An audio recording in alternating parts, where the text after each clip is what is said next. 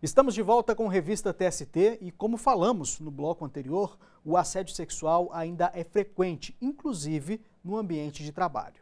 Pois é, Anderson, e sobre essa prática que precisa ser combatida, a repórter Michele Chiapa conversou com a juíza auxiliar da presidência do TST, Gabriela Lens de Lacerda. Vamos assistir. Olá, juíza Gabriela Lens de Lacerda, seja muito bem-vinda à Revista TST e obrigada por ter aceitado o nosso convite.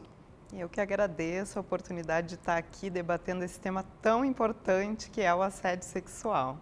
Juíza Gabriela, para iniciarmos o assunto, a gente sabe que o assédio sexual ele pode ser qualificado de diversas formas. Quais comportamentos caracterizam esse tipo de assédio no ambiente de trabalho? Bom, a gente não tem hoje na legislação brasileira um conceito do que é o assédio sexual nas relações de trabalho. O que a gente tem é o Código Penal, que traz o crime de assédio sexual, né, que é quando existe uma hierarquia entre o agressor e a vítima. E aí o que vai ser lido como assédio são essas condutas com conotação sexual. Mas claro que no ambiente de trabalho, esse conceito a gente vê ele de uma forma um pouco mais ampla. Não tem essa necessidade da hierarquia no ambiente de trabalho. Quando a gente pensa, por exemplo, colegas que estão no mesmo nível, né, em nível de horizontalidade, logicamente, condutas como convites reiterados para sair, ou uma série de elogios, comentários com relação à aparência física de forma reiterada, podem sim se caracterizar assédio, principalmente se causarem constrangimento, né, porque eu acho que a dificuldade, o ponto do assédio é exatamente isso. A vítima não ter condições de reagir e fazer frente, né, colocar limites àquela interação.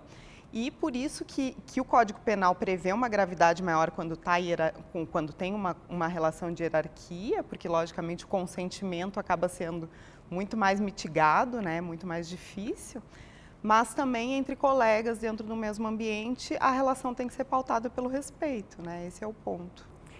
A luta efetiva contra o assédio sexual no local de trabalho exige uma maior atuação de instituições, empresas e do governo. Quais exemplos de experiências podem ser adotadas para que essa prática seja combatida? Bom, eu acho que o primeiro passo, né, que as instituições têm que ter é reconhecer que os ambientes de trabalho são ambientes onde é possível a ocorrência da violência. Então, assim, a prevenção é um ponto muito importante. Empresas que fazem, por exemplo, campanhas de sensibilização, que trazem esse tema para dentro da instituição para ser debatido, fazem formação, principalmente voltada para quem está nos cargos de gestores, são empresas que vão acabar tendo uma probabilidade menor de uma incidência de casos de violência e assédio.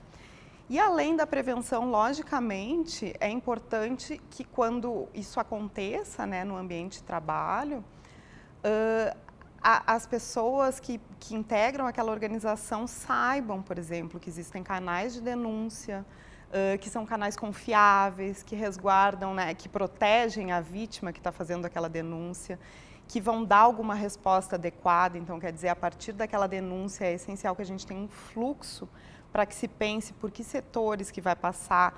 Não necessariamente esses casos, claro, o assédio sexual ele é bem mais violento, né, enfim, do que outras formas de violência. O assédio moral, por exemplo, muitas vezes vem com condutas um pouco mais sutis.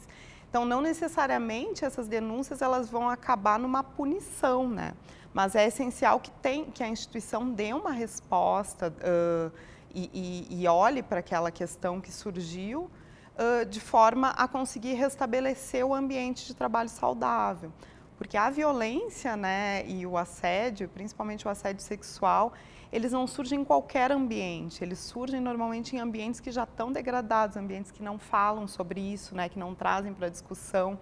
Então, determinadas escolhas que a empresa tem no momento da sua organização são super importantes. Por exemplo, empresas que têm nesses cargos de gestão somente homens com o mesmo perfil, né, homens brancos, cis heteronormativos, que estão dentro de um padrão, né, de privilégio, que a gente tem privilégio no sentido de condição de vantagem dentro da sociedade.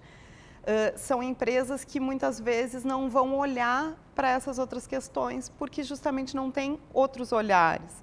Então, a empresa olhar para quem está tomando as decisões políticas e pensar na necessidade de que seja um grupo diverso, né, que reflita a diversidade da sociedade, então tendo mulheres, pessoas negras, mulheres negras, pessoas da população LGBTQIAP+, vai também propiciar que esses outros temas sejam tratados com a importância que eles merecem, porque o assédio, principalmente o assédio sexual, ele tem um impacto desproporcional sobre as mulheres, né? As mulheres são as principais vítimas. E quais os danos o assédio sexual traz às vítimas? Bom, o assédio sexual traz danos diversos, né? Enfim, inclusive físicos, mentais, psicológicos. Mas eu acho que tem um ponto que é muito importante a gente pensar, que o assédio sexual, ele não é um mal entendido, como muitas vezes a gente acha, né? Ah, mas foi só um comentário sobre aparência, ele foi só uma piadinha ou alguma coisa assim. Não, ele é um exercício de poder. Quando a gente diz, por exemplo, quando eu digo para ti, olha, você está muito bonita hoje, ou essa roupa te cai bem, isso é uma tentativa de construção de um lugar social da mulher que precisa estar sempre muito bonita hoje. Então, a mulher sabe que ela vai estar sendo vista, né, de forma constante. E aí, o assédio sexual, principalmente em casos mais graves, ele vai excluir as mulheres do mundo do trabalho, ele vai ser motivo de afastamento por doenças previdenciárias, ele é uma forma que a gente mantém a estrutura de privilégio, de fato, como ela está hoje. Então, ele é super nocivo, né? Ele arruína carreiras, a gente vê isso nos processos muitas vezes, pessoas que tinham um perfil super... Né, que tu via, pensava assim, meu Deus, essa pessoa ia crescer na empresa e foi atravessada por essa situação de assédio sexual e simplesmente teve que abandonar a carreira. Então, é muito grave. Lembrando que quando o assédio sexual é comprovado, a empresa também pode ser responsabilizada. Quais as consequências nesses casos? Exatamente. A empresa, ela pode ser, a vítima de assédio sexual, ela pode pedir a rescisão indireta do contrato de trabalho, né, e aí receber todos os direitos aí decorrentes, além de uma indenização por danos morais.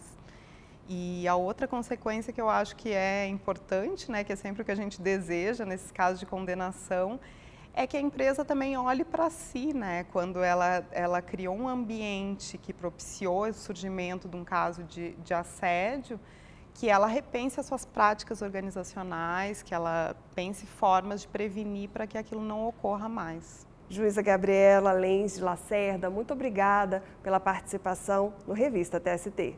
Eu que agradeço.